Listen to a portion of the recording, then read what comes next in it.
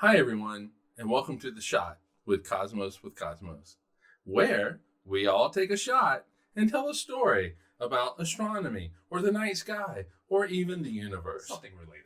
Yeah. Or something related. To the universe, which is everything. Okay, that's fair. And in today's episode, I will be talking about Robert Wilson, Arno Penzias. Fuck yes! Oh, it's the best story ever. And the universe's afterglow. And white dielectric material. Because we were watching Drunk History. Yes, but I had already decided before that. Okay. And the goal here is to keep it 5 to 10 minutes. Yeah. But this is like one of our favorite astronomy stories. I love this to death. Oh boy. So we'll see if this happens. And as always for these the shots, we take a shot at the beginning. So cheers. Hey. Cheers. Clink, Cheers. clink. Clink, clink. Clink. Oh my God. Oh, this was a bad idea. I am not going to make it through this episode. And of course, I took a shot of water, so I'm going to be great. Very brown water. Very brown water. Okay. All right, Mike. Let's go. Take it away. Our story begins in 1960. Deep in the 100-acre woods. Or, What is that, 70s? or in Homedale, New Jersey, which is right across the bay from New York City. The Bell Labs had built a telescope. It's not really the right word, Radio but telescope, at the time it was a receiver, it was a transmitter kind of thing where it looked like a horn. Like one of those old-timey ones. Yes, Stick in exactly. your ear. Like in the 70s. Like Ebenezer Scrooge just taking, yeah. Can you talk a little louder? Yeah, like Q on Star Trek Next Generation. He had one of those and one of the things. But anyway, so this was to amplify radio signals from around the world. And so it was all about transmissions. But it became obsolete shortly after they made it. Obsolete. I'm just going to clarify that word because it was a little... Became obsolete shortly after they made this horn-shaped telescope with the launch of the Telstar satellite. Ooh, Telstar. That's another story, folks. Yes. So, but there were two Bell employees that were very excited about this development because they could use it to actually do academic research. And their names? Nerds.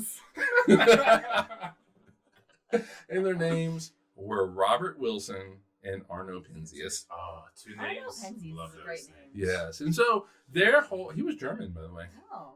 So, Well, Guten Tag. Guten Tag, yes. So what they wanted to do was they wanted to look for the faint radio emissions of supernova remnants. Okay. Yes, and so in our galaxy and beyond, but mainly inside of our Stars galaxy. going boom. Yeah, stars that go boom. But when they turned everything on, they got this just radio static. This radio noise, and no matter where they looked, over there, there was radio static, radio Google, radio Gaga. Did they try power cycling the telescope? It was ghosts. It's ghosts. What they did though was they probably did do that. The first thing you do is always power cycle. So they power cycled, but then they cleaned everything. Still And noise. what did they clean? Still noise. What Wait a minute. did they Hold clean? on. Still noise. Keeps it going up. There's still noise. They're like, okay, let's go into the telescope itself. So that's what they did. Yeah, so they go into the telescope, and there's some pigeons. And there's some pigeons that have made their home there. Oh, no. They're living their best pigeon life, and they get those pigeons out. They evict them. So the inside of the telescope is filled with what? Hold on. But then they find that there is white dielectric material all throughout this telescope. Now, for astronomers, white dielectric material. For everybody else, like us, bird shit. That's exactly what it was. Okay, I And don't have time for that. when I was over in the Smithsonian a few months ago, they actually had one of the cages that they trap pigeons in. There, and I took a picture. I took a selfie with it. Because it was so cool. Nice. So they swept all this out. But the static's still there. The noise is still So there. it didn't come from shit. No, it didn't come from shit. Oh. So now we have to figure out what's it coming from. And so they're like, hey, Ain't that shit. we are right across from New York City. Aliens. let's aim the let's aim the telescope at New York and let's just see. Let's just rule out urban interference. And that's exactly what they did. It wasn't coming from New York City. Was it a microwave? Because that happened recently. Oh, well, no.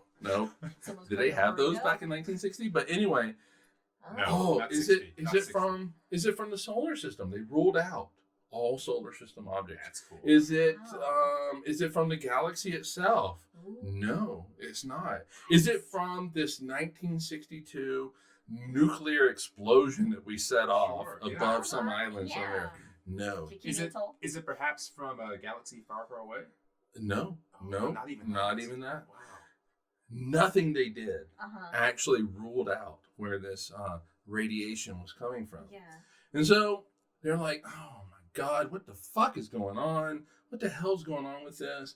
And they didn't know. That's gonna be frustrating. Yeah. And then Gotta call Arno, somebody, I guess. Ghostbusters. Arno's just hanging out with a buddy of his, a colleague of his. And he's like, you know what? We got this radiation problem. And Well, at least it's not a sickness. no, we really need to get rid of this radiation so that we can, hey, look at supernova in this. Yeah. That's really what we want to look at. We want to look at what happened when stars go boom. That's what we want to study. Big bada boom. And then their colleague was like, hey, you know what? I just read this paper. I read this paper from this team that's just 30 miles away from here, not very far, in Princeton. And the guy who's head of the team, his name is Robert Dickey. And Robert Dickey, he loves the Big Bang. I mean, who doesn't? So he loves the Big Bang. He's very, very happy about the Big Bang. And he said, Diggy likes the bang. Diggy likes to bang. Dickey likes to bang.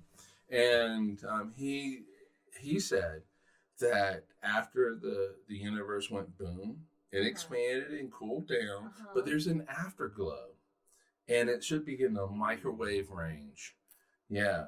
And so Arno Penzias was Had a like, good bang to be glowing. The universe is like, I gotta have a smoke. Arno's like, oh, that might explain everything. And so what he does is he calls up Robert Dickey, Yeah. and he goes like, you know what? We have this radiation problem. I think we have found your Got your bang. your found your your bang afterglow. I think we Yeah. found your bang afterglow. And then, he goes, And then you know, Fred's excited. Robert Dickey hangs up the phone, and he goes, "Well, boys, we've been scooped." Because he actually had built a device to look for this. He didn't think to go, let me think of what I could He use. did. So in those papers, when he was writing, what would be great instruments to find this background radiation, they said this Hubble telescope right down the road would be great for it, but they just didn't make that communication. So Right. they knew it would be great to see. No. You know what's really cool though? The So irony in all no. this is Robert Wilson. He studied the steady state of the universe, which is the exact opposite of the Big Bang. Wow, Yeah. so that gotta fuck Yeah, him up. and so when he wrote the paper, well, when him, Arno, and they actually wrote the paper with Dickey. Oh, that's nice. Yeah. But Dickey didn't win Nobel Prize. No, Oh, he that's didn't. fucked. Oh, but I'm getting there. I know, All man. right, so they because Robert Wilson did not believe in the Big Bang, and he did not want Mhm. his discovery with this to actually be supportive of the Big Bang. Uh-huh. They just, basically stated the facts, which in scientific language is, yes, you state the facts, but there's always kind of an interpretation of the facts that occurs Yes. at the end. Yes. And so there was no interpretation of the facts that occurred. And Arno Penzias and Robert Wilson won the Nobel Prize for sweeping out a bunch of bird shit Love it. and and actually listening and actually discovering the universe's Big Bang afterglow. And they didn't realize really the significance of what they found until they read about it in the New York Times. Oh, wow. Yeah. Yeah. They said, oh, this is the thing that we found. Whatever. This But they was- didn't get it. This was like the most accidental Nobel Prize that you could ever get. That's the best kind of Nobel Prize. Yeah. Yes. Really? And that is the story of Arno Penzias, Robert Wilson, and the universe's Big Bang afterglow. Cheers. One of my favorite stores. Thanks for joining us. Follow us on all things. Bye, everybody. See you.